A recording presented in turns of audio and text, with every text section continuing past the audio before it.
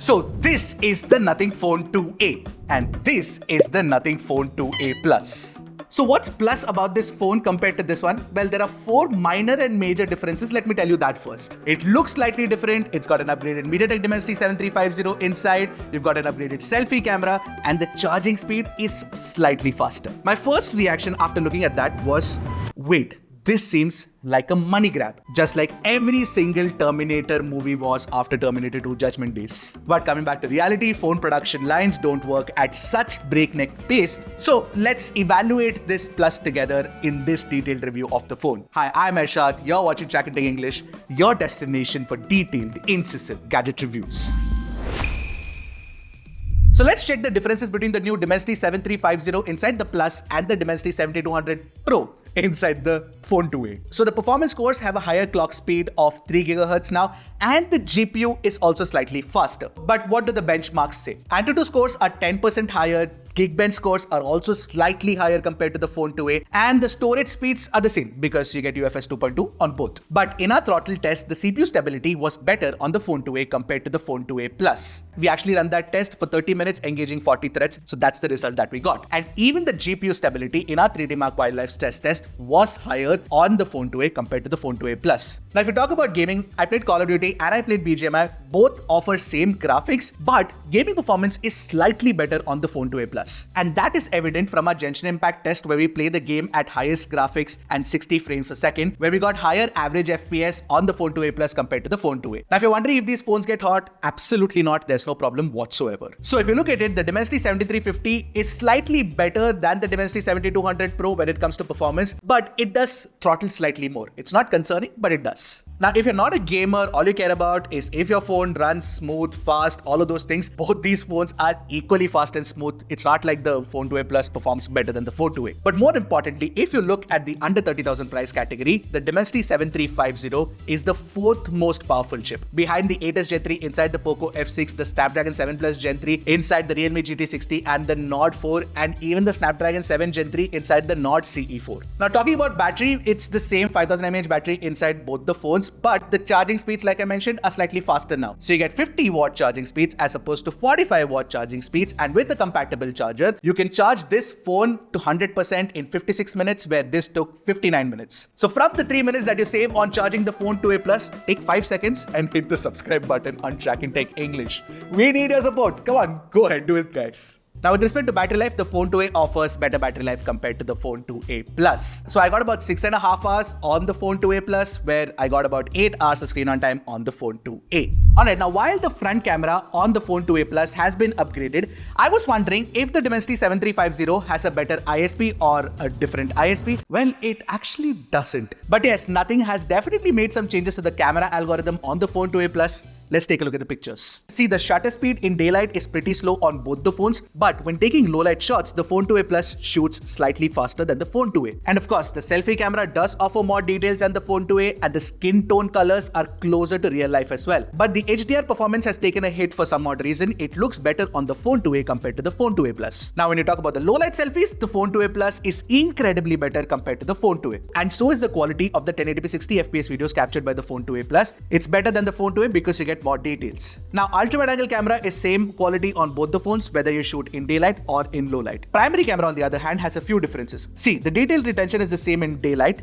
and in low light. But in low light, the Phone 2a Plus does have more exposure in the darker portions of the image. Thereby, it's slightly better in low light, and that is visible only when you pixel peep though. However, there are 4 major differences on the Phone 2a Plus. You get improved HDR performance for one. You also get 2 color modes, natural and vivid. While I'm not a fan of the vivid mode, the natural color mode is close to neutral and definitely better than the colors captured by the Phone 2a, which is slightly boosted. Somewhere in between the Phone 2a Plus's natural and vivid modes. And because of this natural mode, you also get better skin tones on the Phone 2a Plus compared to the Phone 2a. Also, one of the things that we noticed is that the color sense consistency between the primary and ultra wide has been slightly improved on the Phone 2a Plus compared to the Phone 2a. Alright, finally, what about the 4K 30 FPS video recording? Well, that's nearly identical quality on both. There's not much to tell the two apart. Of course, the camera performance on the Phone 2a Plus is actually plus compared to the Phone 2a, but the differences are marginal, and it is evident to us because we were pixel peeping and trying to figure out what the differences are. Normal users really won't give a shit. Alright, if you look at the design, not much has changed unless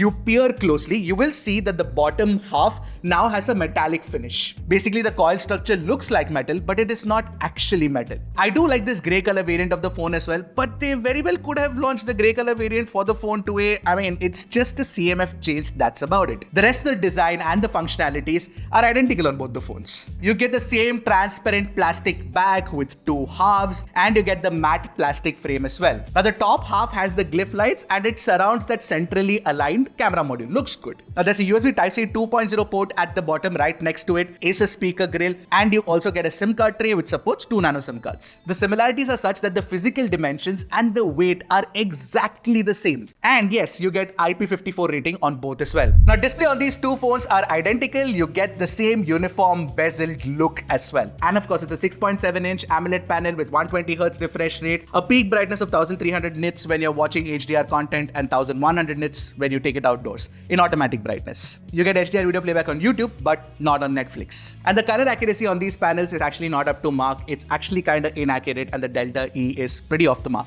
Now the stereo speakers are pretty loud on both. They sound rich as well. Take a listen to it for yourself. Let me know what you think, but there's no difference once again.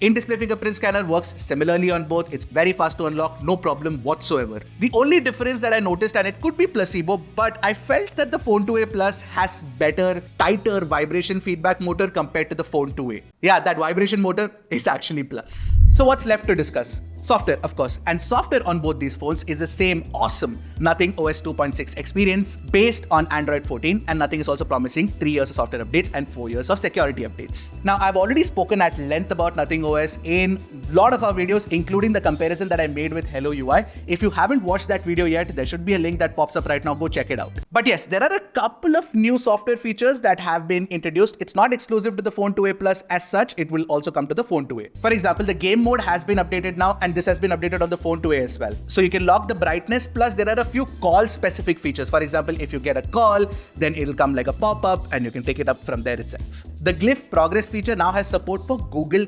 Calendar. I want to know from Nothing users who are already using the phone, how much has Glyph Light been useful in your everyday usage? Do you actually use it? Do you not use it? Because your feedback or your opinion will matter to the people who are watching this video. So go ahead, give your honest, very, very candid feedback. So should Phone 2a users be worried and feel that this phone is obsolete now and they should have waited for the Phone 2a Plus? Absolutely not. Now, if you're in the market for a phone under 30,000 rupees, and if you're thinking between the Phone 2a and Phone 2a Plus, which one should I pick? Let me tell you that. Get the Plus variant if you want slightly better performance and slightly better quality pictures as well. If you want to save some money, get the Phone 2a instead. And when you pay extra for the Phone 2a Plus, remember that it starts competing with some heavyweights in that price category. For instance, you've got the Poco F6, you've got the OnePlus Nord 4, you've also got the Realme GT60, all three of which are far more powerful compared to the Phone 2a Plus. And in this price category, that performance headroom does matter a lot if you want to use the phone for long term. So with that information, which one would you pick? The Phone 2a Plus